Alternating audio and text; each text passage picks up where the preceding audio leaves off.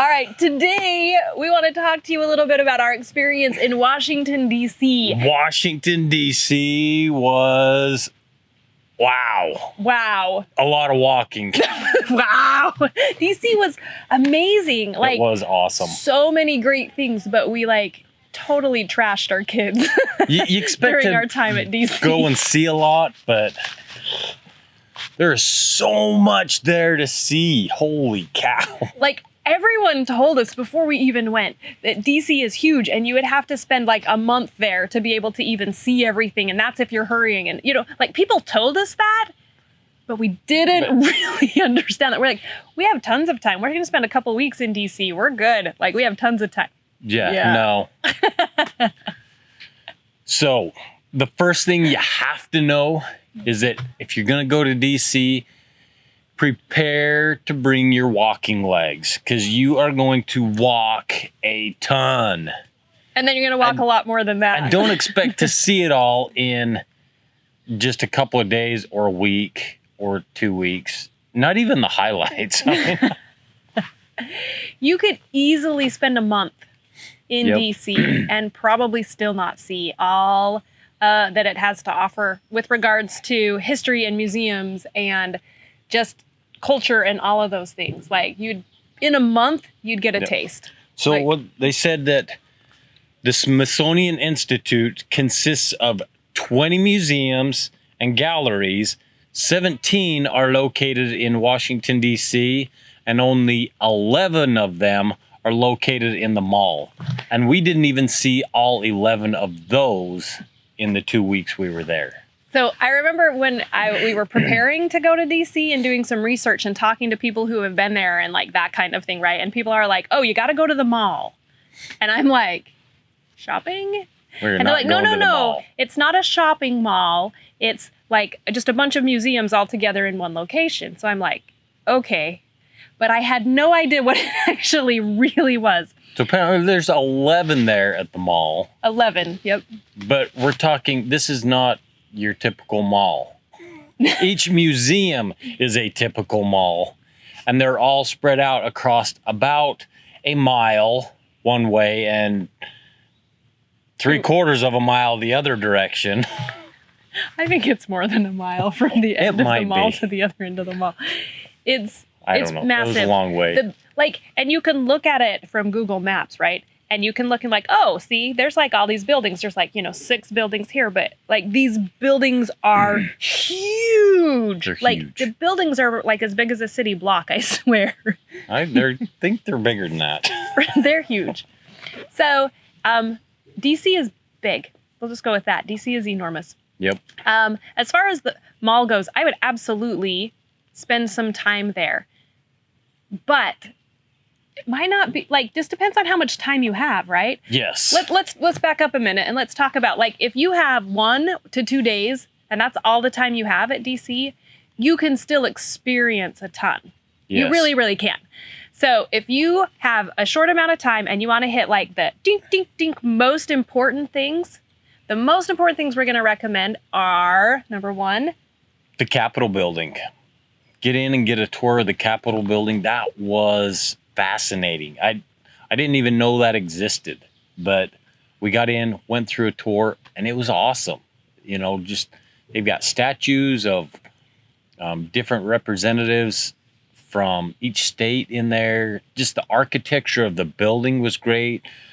They do guided tours through there, a little video at the first, and it was awesome. It was far more fascinating than I expected.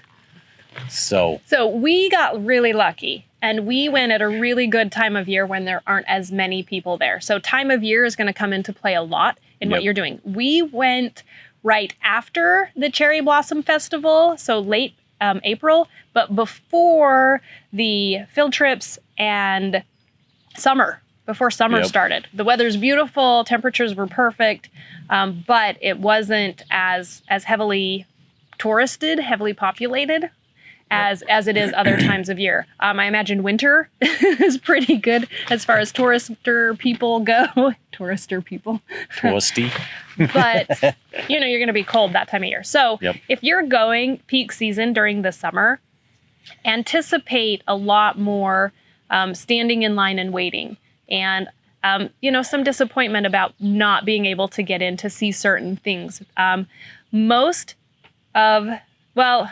are, some aren't. Some are ticketed, meaning you have to have a ticket to get in, even though the tickets are free to get in. Yep. The Capitol is one of those. You have to have a ticket to get in. The tickets are free. You stand in line just to get in the building, going through security. Then you stand in line just to get a ticket. Then you stand in line waiting for your tour. So there's a lot of just standing in line and waiting. And that can be hours and hours during peak season. And you might not even get in during peak season. End of April is a good time to go. Yeah. Not a lot of people there. Compared. Things went really quick for us. Actually, really quick for us. Yeah. Yep. Plan on arriving early, right? Get there early so that you can get in and see and experience and do the things you want to do. And plan on spending the entire day down there. It's exhausting big days, but well worth it. So Capitol was really, really fabulous. Do the Capitol if you can. You got to see the White House. Yeah. You got to walk by, walk around the White House. That'll take you an hour if you walked all the way around it. If you want a tour of the White House, that has to be set up months in advance, and it's very regulated and limited on who can actually go and do that. And we weren't able to do that. We don't really even know how to make that happen, so you have to ask somebody else on that one.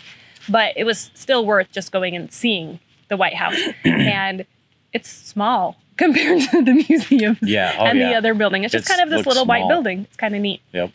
The third thing on our absolute must-do list is the archives. The archives. You've got to go to the archive building. You get to see the Constitution, the Declaration of Independence, and the Bill of Rights. All the originals right there. And that was really cool to be able to walk into that room and where all those documents are stored, spend a little time and I guess just experience, that part of history. So to go to the archives, you don't have to have a ticket to get into the building, into the archives. But again, standing in line, going through security check, and then again, standing in line just to get into I'm going to call it a rotunda. I assume that's, big archy thing, right? The rotunda where where those documents are actually displayed.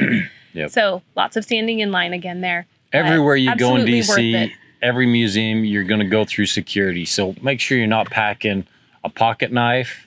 It ain't going in. No other weapons, no pokey things.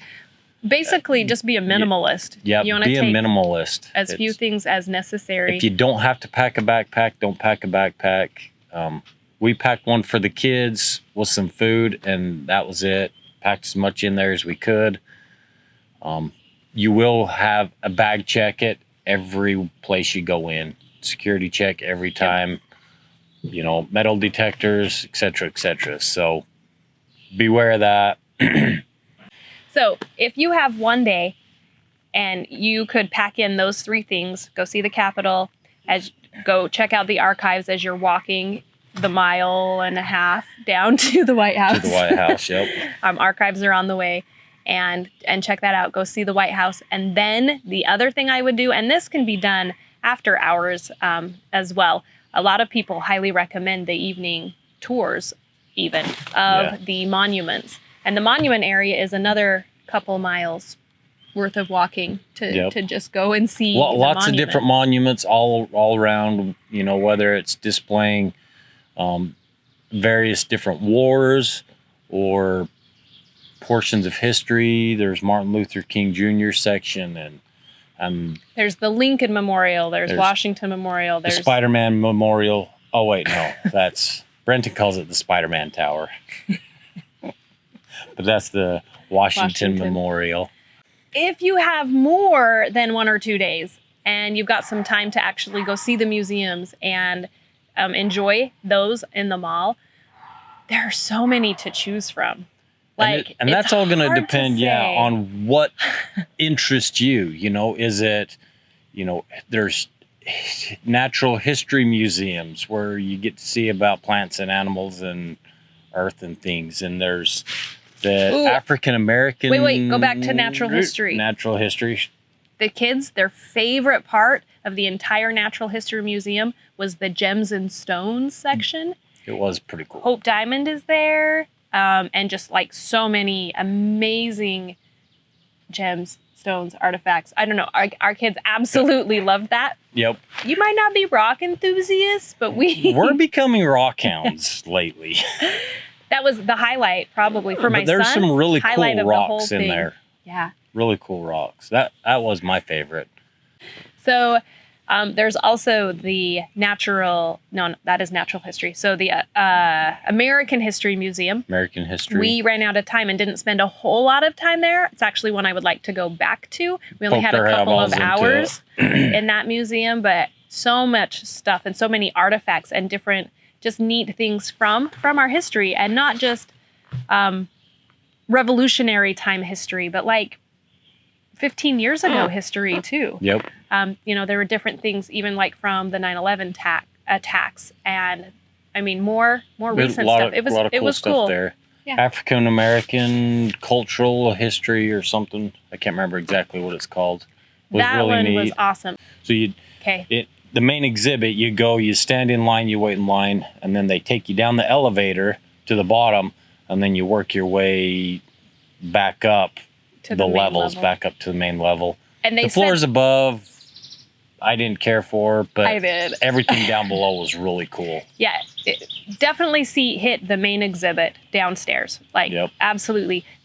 Our guide that took me in, I came in a little bit later, and she said that walking just through that museum, it was 1 mile pathway, just walking through the museum. Yep. Yeah. Just that section of it. Yeah. But the upstairs... That kind of shows you how big these places are. And that's one of the smaller buildings. Yep, that is. The upstairs levels, they had some of the history of music. I think the top floor, the 4th floor, had music and theater and those kinds of things with regards to African history. So I really, really liked that part, even though you weren't quite as interested in that part. But then there's air and space. There's so many different museums. I mean, you can get online, look up a list of what interests you if you've only got a couple of days, and plan which ones you want to hit. But know that it's going to take some time to go through. Like she said, just that smaller museum, it was 1 mile just walking through and seeing the exhibits. And there's so much stuff there that it just takes a lot of time. You'll probably get through a couple in one day, and depends upon how fast you go too. One of the museums that we were able to get into, it was a ticketed museum, and we didn't think we would be able to get into it at all. The way that tickets work is, 2-3 months in advance, you can get online and you can reserve tickets, and then you would have your tickets, right? Or you can show up first thing in the morning, generally at 8:30 a.m. And, well, you want to get there before that, and stand in a line, and then they give out the tickets that morning at 8:30 a.m. And so if you're there early and you're willing to stand in line to get the tickets to get in that day of tickets, that's really about the only way that you can get into a lot of them. One that we were able to do that we were pleasantly surprised on, we weren't thinking we were going to be able to see it, but we lucked into some day of tickets, was the Holocaust Museum. The Holocaust. And that one was very sobering. I would, after those top things. A lot to learn right there in the Holocaust Museum. Wow.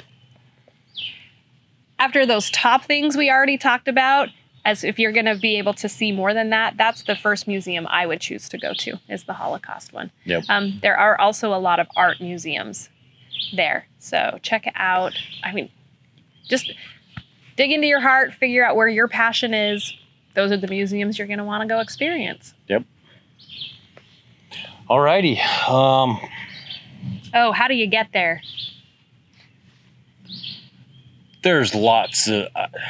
my suggestion, just ride the metro in. Go to one of the... whatever's closest metro station. Park there. Ride the metro in. You go in. They've got little computers. I don't know. You put your credit card in. You tell them what card. You have to buy a little card. I think it's $1 or $2 or something. Then you essentially load it with money. And that's what you use on the metro. So But you can ask, and we just found out, okay, this is how much it's going to cost us for each day. Loaded the money on it and went and used the metro. And it's not, I mean, it's going to be expensive. It's not, but you won't find parking downtown. You're not going to find, I don't know. We found one place you could park for 3 hours, but that's definitely not enough time to go and see anything. But if you want to walk down the river, down the Potomac River, there's some places to park for a few hours. But 3 hours is the most, yeah. One thing about the metro system that makes it really nice is because DC is so highly touristed, you are not going to be the only person there that has no idea what you're doing. First of all. And the attendants there are completely used to that. So they'll just walk up to you. They just walked up to us and asked us what we needed to do, where we were going, what we were doing, and told us how to handle that. So that was really, really helpful. So don't stress about not knowing what to do. There are people there to ask questions, and they're super nice, and they can help. So. And trust me, you're a tourist. You stick out. Just like everyone else? Just like, no. You definitely notice what the tourists versus the locals look like. Anyway. All right. Those are our 38 tips for DC. Yeah, except we haven't even talked about Arlington Cemetery yet. Nope. That's like a whole nother day. Like, you got to go to Arlington. I forgot about Arlington. And it takes the whole day to go and explore and do Arlington. Again, take the metro in. There is absolutely nowhere to park at Arlington, and it is not part of the mall. It is across the river on the other side, but that is absolutely worth it. If you are up for a whole bunch of walking, you have plenty of opportunity to walk up and down hills there to see the different things, the different gravestones, and to watch the changing of the guard. That was fascinating. Changing of the guard was awesome. Absolutely Holy fascinating. Cow. But we chose in on a tour that day, and so we were on a tram, and so we didn't have to walk quite as much that day. Again, we beat our kids to death those days when we were in DC, and so they had it. We figured that the tram was ride was really survival. good though. They give us some good information, and you got to see a lot of the park and see some of the highlights. Like I said, stopped at the changing of the guard and JFK gravesite, and kind of some of the key highlights there at Arlington Cemetery. But you got to go there. They do the changing of the guard every half hour in the summer. I don't know if it's half hour in the winter too. On the top coolest things in DC to see. Absolutely. Was the changing of the guard. So anyway, anything else we forgot about? So much to do in DC. So much. Yep. Just plan a month there. You'll be good. And do your research ahead of time. And, when you know which museums you want to go to, I don't think any of them, any museum you choose, you're not going to be disappointed. No. Right? No. They're all going to be worth it. So pick what your highest interests are. Find out, is it ticketed? Is it not ticketed? If you do need tickets, get there early, get your tickets, and then go see some other things, come back to it, that kind of stuff. And be a minimalist, take the metro. Take the metro. That's our best advice. All righty. Have fun in DC. Cool place to visit. Create an amazing adventure there. Yep. Okay. Thanks, everybody. You guys have a good day.